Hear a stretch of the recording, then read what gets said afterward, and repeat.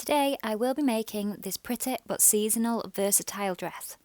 It can be dressed up and down, layered over base layers for warmth, or would look equally great with sandals in the summer. The pattern I am using is the Hughes Dress by Friday Pattern Company. The fabric is this subtle lilac floral print on black viscose.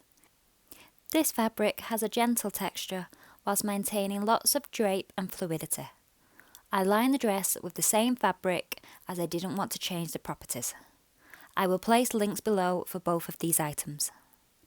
Jumping straight in, I did not follow the instructions for this dress to the letter. There are a couple of places I've changed what was suggested, mainly because it is a method I have used more and am familiar with.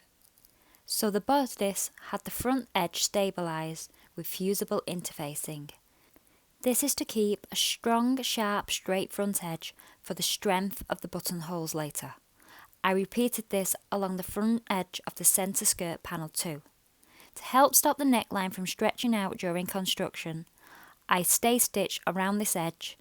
When stay stitching so close to the seam line, but ensure you stay in the seam allowance and use a regular stitch length. When connecting a princess seam bodice together, like this here, it's always important to use lots of pins and work with the whole length at once. So don't pin from top to bottom on the seam. Begin by matching any darts the pattern provides you. Then secure the ends. You can then gradually work in the areas between, adjusting as you need. With highly curved seams like this, you have more fabric at the edge of the fabric than at the seam line where you will stitch, so it feels like there is too much fabric to work on the length. As you sew, it's good practice to keep the longest side on the bottom. This is because the feed dogs help pull through the excess fabric. Finally, for a perfect finish, press on a pressing ham. Ties are a straightforward process but can actually be fiddly to pull off, especially with longer lengths. Once you have sewn the long sides together, right sides facing, I like to use pinking shears to trim the excess seam allowance down. I find this reduces fraying that can be caused during turning.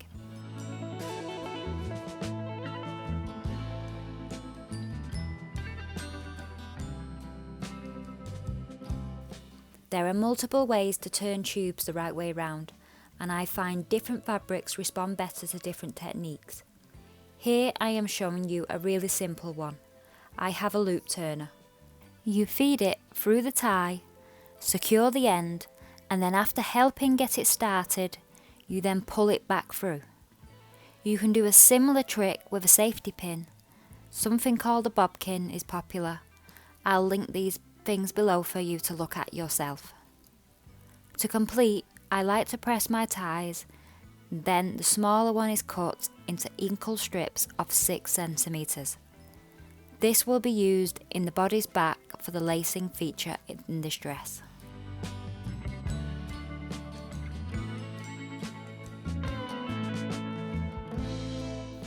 The body's back is stay stitched along the neckline like we did the front.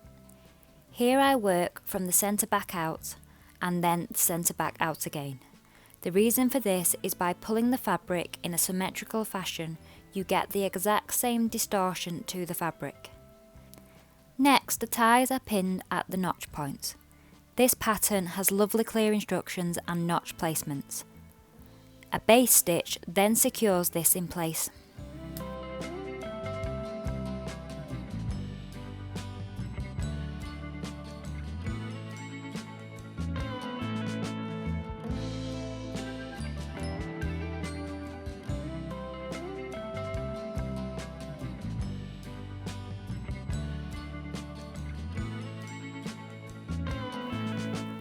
The back panel is attached to the side back panels in the same manner as the front princess seams. Notches first, then either end, then gradually between. It's not as dramatic a curve here, but it's still not a straight seam. I pressed both my seams to the side seam direction. When I sewed the lining, I pressed them towards the centre back. This is to reduce bulk at the same location.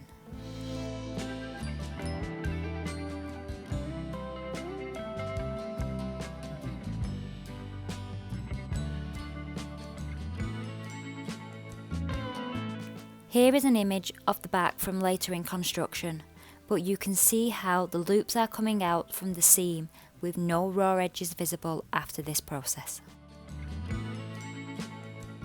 The back and front are joined together at the shoulders and the underarm seam. Always work in the same direction on both sides, so for the underarm, do from armpit to waist. For the shoulders, do from neck to shoulder. Don't do the right side from shoulder to neck and then the left neck to shoulder. As I said earlier, you should try and sew with symmetry to get the same fabric movement to every seam.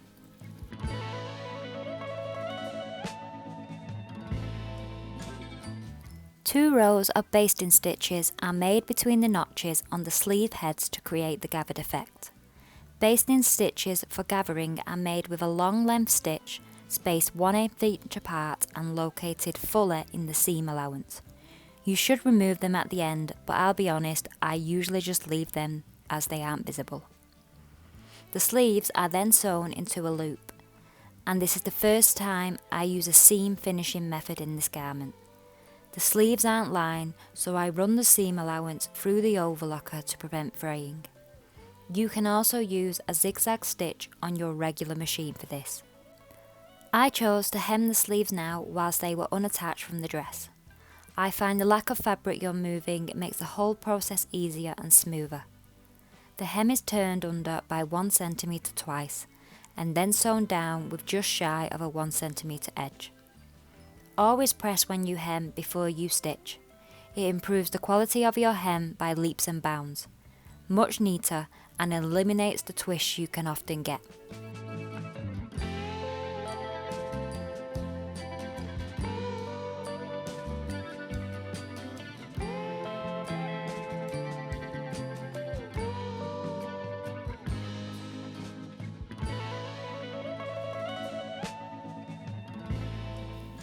The sleeves are attached one at a time to the bodice. Match the underarm seam, the notches and the top seam.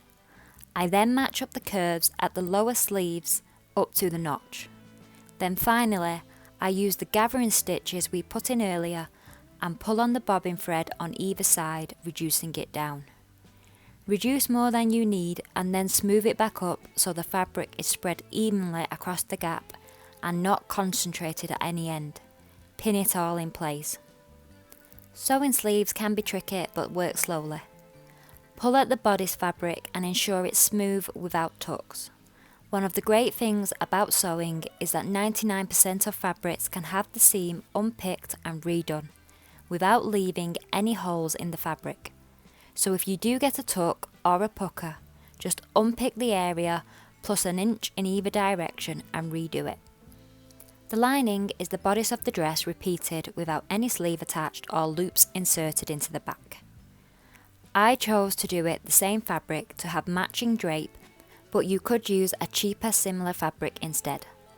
The bottom edge is pressed up by 1 cm, then the sleeve edge is prepared by sewing a 1 cm seam allowance. This acts as a guideline for pressing in like we do at the hem. Snip up to this line of stitches. The reason for this line is to act as a measurement guide for pressing it back. The snips allow the fabric to lay flat because it's on its own curve. All this prep work is to make life easier when we hand sew the lining closed later in the project.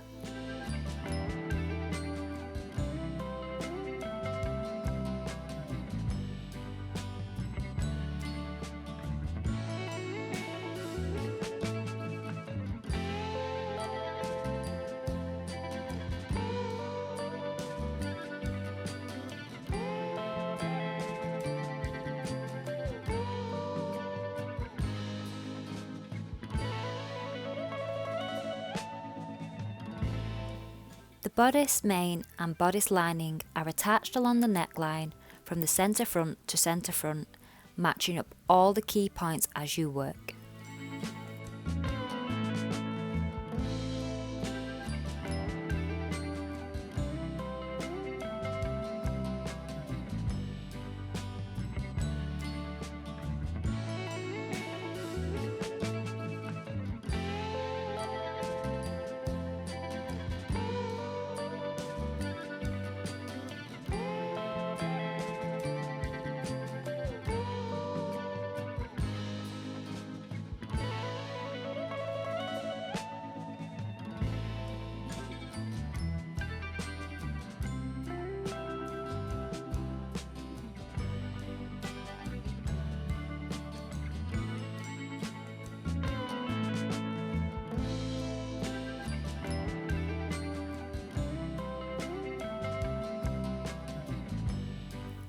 The seam allowance is clipped and then pressed the correct way round.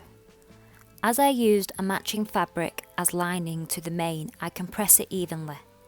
If you have used a different fabric, you have to make sure you roll the fabric to the inside. This means you place the seam slightly to the inside of your garment so that you don't see the lining from the outside.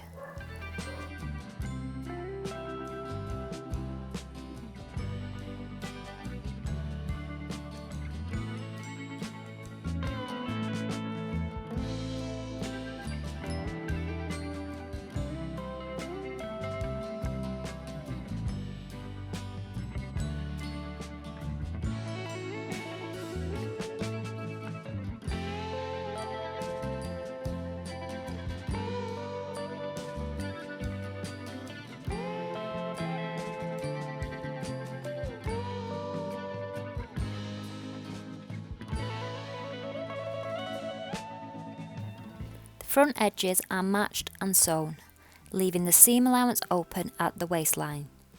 This gap is so we can later attach the skirt.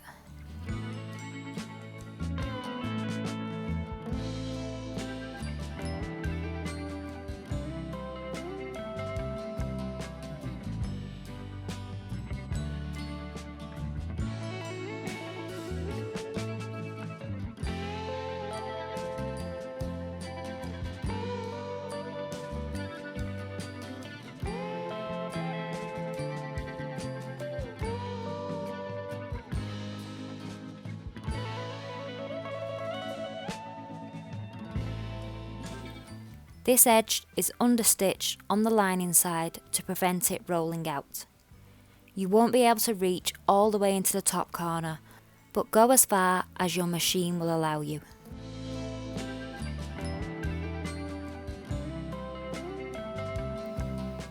Next, we secure all the lining to the inside by hand. Along the sleeve edges, along the waistline, it's all done by hand. You want to use a stitch that is invisible on the front and, where possible, attaching to the seam allowance and not the main fabric.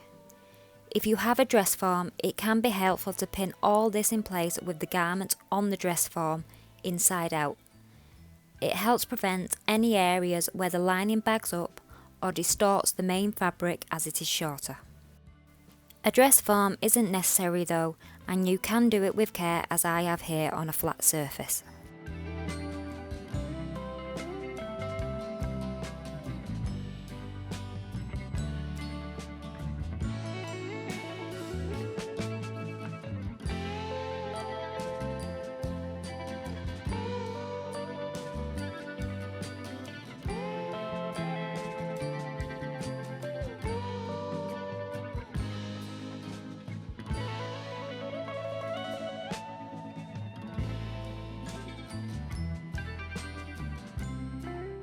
Moving on to the skirt, we begin adding pockets to the front side panel. Now my dress is complete, I am not happy with these pockets. Any pocket is better than no pocket, but I think I would have liked an additional hidden side seam pocket in this dress, or to make the pocket depth on these larger to carry my phone. I would have had a play with the proportions and made some toiles to ensure it still looks balanced. As they are right now, they are pretty and they will hold your money and keys just fine. I like to work with both the left and right side visible to ensure I have symmetry. When working with small elements like this, you often need a left and right version. If you're not careful, you can end up with two lefts and two rights.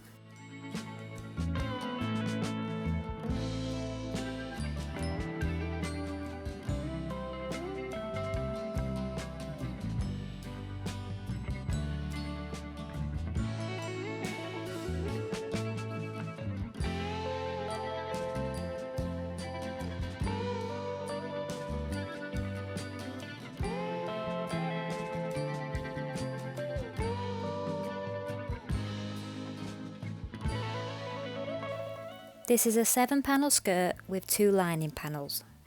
The construction is repetitive, just working our way round, so I won't show you it all. For each panel, you attach it right sides together to the next one with a 1 cm seam allowance.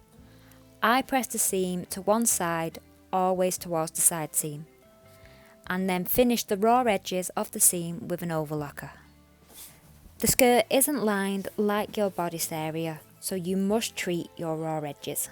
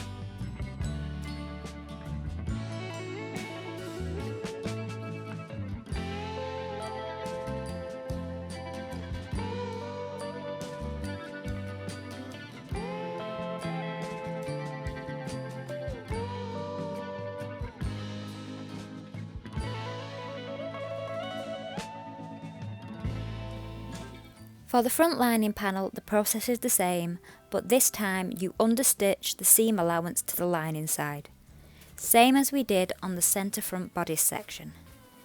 It keeps the lining on the lining side of the garment, so you can't see it when it's worn. But other than that, nothing changes.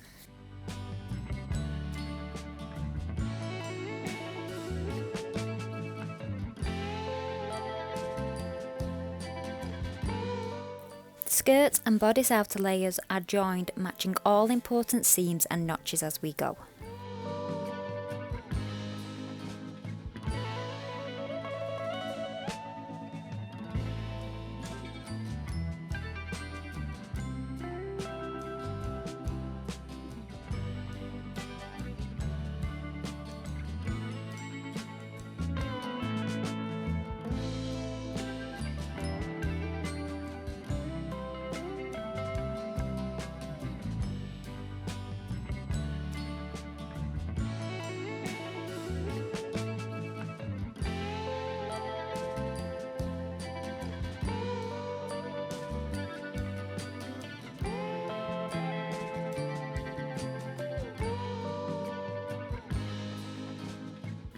The seam is then pressed upwards and the lining layer is hand sewn in place, aligning the 1 cm folded edge we made earlier on. You can see now why pressing all these edges earlier is easier than attempting to do them now, when you have to work around the full bulk of the garment. It's not impossible to do now, you could happily do so, but it's just a lot easier to do it when it is a separate section, unattached. I used the one-step buttonhole function on my machine to create the 11 buttonholes down the centre front of this dress. The pattern instructions state to do vertical buttonholes, but I decided to go with horizontal as I find it more secure. The buttons were also sewn on by hand.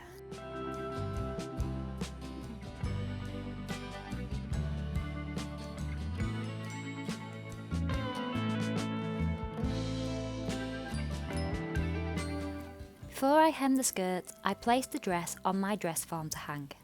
This lets everything drop to its natural length, and then I trimmed it up to an even height. Normally I do this process for a minimum of 24 hours, and that is all you need. With this dress, it ended up hanging for over a month because I got sick and it sat untouched the entire time.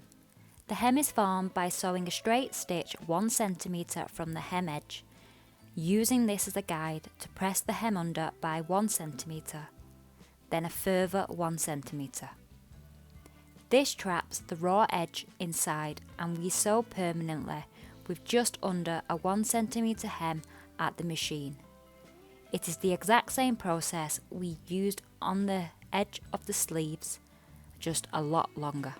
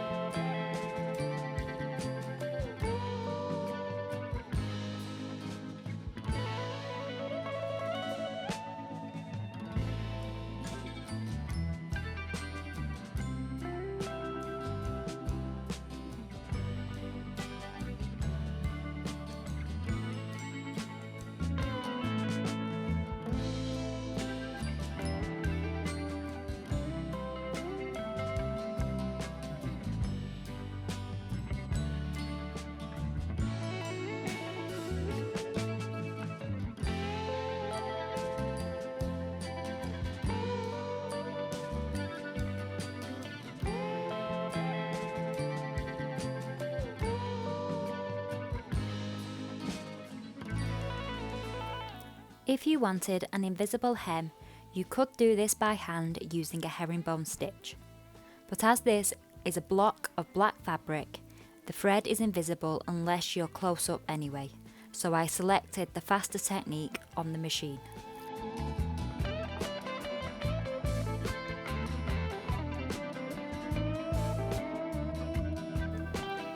The dress is complete and I add in the tie to the back lacing as a final touch.